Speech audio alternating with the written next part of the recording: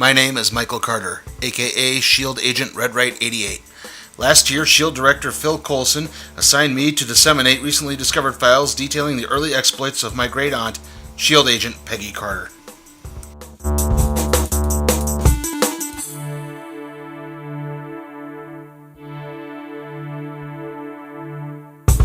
I thought my mission was over. However, a new series of documents covering Agent Carter's exploits in California was recently discovered.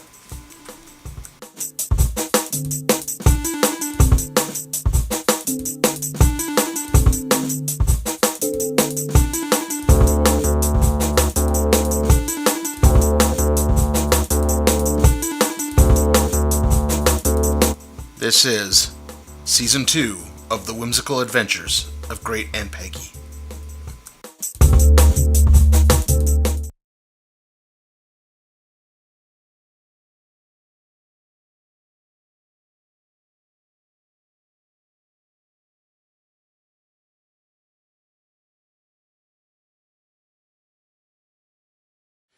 I just realized something.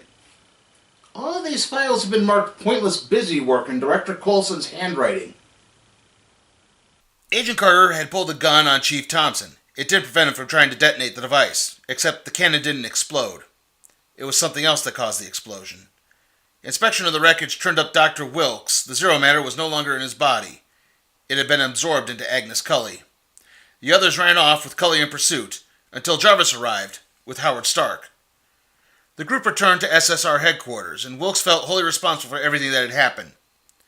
Stark tried to play it off to, well, he just acted like Howard Stark. Wilkes returned to Stark Mansion with Jarvis, Peggy, and Howard to discuss building a new gamma cannon. It was then that they were interrupted by Joe Manfredi, who, it turns out, was actually an old buddy of Howard Stark's.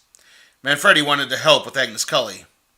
Manfredi said that Cully was trying to find a way to get zero matter without an atomic explosion and reopen the rift. Howard suggested making her think that the SSR had somehow acquired some zero matter. Manfredi put the plan into action, and this was able to lure Cully out of her research room. This allowed Carter and Sousa to photograph some of her research. They barely managed an escape. Starks, Wilkes, and Samberly analyzed Cully's designs. It turned out to be a device that would unite the matter and zero matter universes. Wilkes managed to conceive an idea for a high-energy X-ray generator that would contain the rift. The SSR set up the generator at Stark's movie lot. They managed to open the rift, which began calling out to Agnes. As they waited, Chief Thompson talked with Peggy. He apologized for the way he treated her earlier, and then revealed something about the Arena Club pin. It was really a key. It was then that Agnes Cully arrived, killing Samberly. She admired the rift as Stark fired the gamma cannon, and the zero matter poured out of Cully and into the rift. This allowed Chief Thompson to subdue Cully and take her away.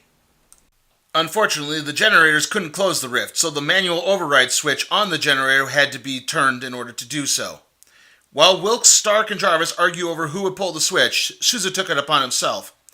Sousa began turning the switch, and the rift slowly began to close. It was then that Sousa's tether broke, so Agent Carter, Howard Stark, Chief Thompson, and Dr. Wilkes held onto the tether with all they could. It was then that Jarvis and Samberly, who wasn't as dead as I previously thought, showed up and sent Stark's gamma cannon into the rift. This detonated the cannon and closed the rift. Afterwards, Starks hired Wilkes to work at a new lab facility in Malibu. Peggy then said goodbye to the Jarvises before she left for the airport back to New York. She briefly needed to stop off at SSR headquarters to fill out some paperwork. Sousa and Jarvis both asked her to stay, but she said she needed to be in New York. After a short more time in LA. This episode had quite a few positives. First and foremost, obviously, Dominic Cooper returning as Howard Stark. He's such an asset to the show. He brings a lot of energy to it. Likewise, he somehow managed to transfer that energy to the other scientist characters in the show, Wilkes and Samberly. Even throw Jarvis into there. Those four really had a very strong chemistry throughout this episode. That was just, their dialogue was very crackling and enjoyable. And I like the fact that Sousa actually played a really big part in the climax of the episode. He's a good, solid character. He's been one throughout the whole show. It was nice to see him kind of, for lack of a better term, get his due. Unfortunately, there were some drawbacks to this episode as well. First and foremost, what was the deal with Samberly and Whitney Frost, or Agnes Cully, or whatever I keep calling her?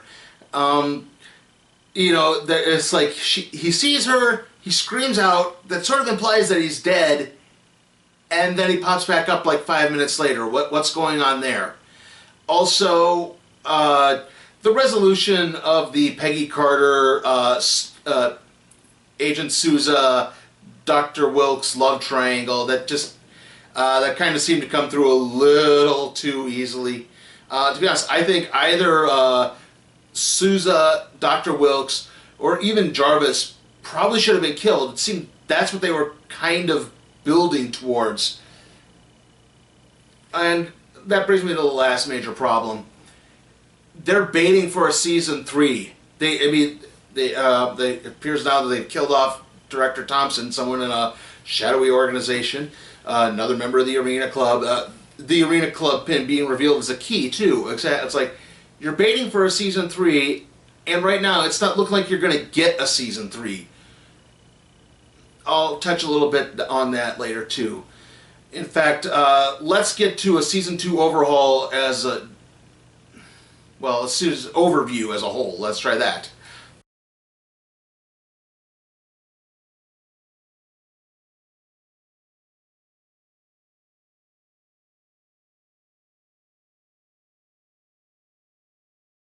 Season 2 had quite a bit going for it, coming off the buzz generated from Season 1. In some ways, it exceeded that. Like I've said, I'm a sucker for secret society stories, so the idea of the Council of Nine was intriguing at first. Likewise, the additions to Peggy's supporting cast, namely Rose and Samberly, helped to provide some much-needed comic relief, instead of it mostly being at Jarvis's expense. Agnes Cully / Whitney Frost / Madame Mask provided a unique threat in the form of an actual supervillain that did result in some legit menace. And of course, I would be remiss if I didn't mention Haley Atwell's Peggy Carter. That being said, going back over these episodes and reviewing them, there's been some very glaring inconsistencies that have been revealed. The Council of Nine, while it did start out cool, fell apart pretty quickly. I think it was somewhere around the time Roxanne head Hugh Jones kept getting his memory erased. Likewise, some of the new characters fell pretty flat. Anna Jarvis seemed to exist only to be shot. And of course there was Violet, Sousa's fiancée, who really just disappeared and ended the engagement almost as soon as she appeared. Which brings me to another problem. The love triangle, or supposed love triangle, between Peggy Carter, James Wilkes, and Agent Sousa. Now look, I'm not opposed to the idea of a love triangle, but this one just felt really, really flat. Peggy really didn't have any chemistry with either Sousa or Wilkes. It seems right off the bat that she found out about Violet, and Wilkes became intangible, so that threw a wrench into any further flirtation. Likewise, at the end of the whole saga, once Wilkes became tangible and got rid of the Zero Matter, Peggy basically just dumped him and returned to Sousa just as quickly. It just felt really empty. Which brings me to my final set of complaints. Everything that just kind of seemed to be missing. Hey, what happened to Angie? You know, Peggy's roommate? She only popped up once in that horrible dream sequence and then got a very passing mention in the finale, and that was it. Also, Dottie Underwood seemed to vanish just as quickly as well. And that leads into my problems with the Season 3 baiting. If you weren't aware, Haley Atwell has already been cast in a new pilot for ABC. This combined with the low ratings for the show, and ABC also generating an Agents of S.H.I.E.L.D. spin-off show, it tends to mean that Season 3 isn't very likely. Heck, it seems that ABC kind of doomed Season 2 of Agent Carter from the get-go. Originally, this show was supposed to premiere on January 5th, 2016. However, they discovered that Episode 3 was going to be preempted for the coverage of the State of the Union address. So they pushed that premiere back 2 weeks so they can air all the episodes straight through. However, they didn't also push back the spring premiere date of Agents of S.H.I.E.L.D., so in the latter part of the season, we wound up having 2 consecutive weeks of airing back-to-back episodes. And that really left this season feeling like a bit of a grind towards the end. Also, I believe episodes 9 and 10 were actually supposed to air back to back, but for some reason they didn't. And that's just kind of contributed to the last few weeks feeling really, really underwhelming. And so, I'm going to give Season 10 of Agent Carter, the finale, Hollywood ending, a D. Now, Season 2 overall, like I said, there were a lot of real bonuses, a lot of really solid work early on. Towards the ending, though, it really began to get into being a grind. Like I said, everything grinding to a halt with that stupid dream sequence. Characters just kind of being forgotten. And some of the villains not being as threatening as I initially thought they were going to be. I'm going to give Season 2 overall a C. Now, obviously, I would love to see either a Season 3 or even just a miniseries, or, you know, if they can only do it in a movie, a TV movie, I would be up for that too. If that happens, I'll obviously cover it. Until then, if not, thanks for watching, but maybe I'll see you next time.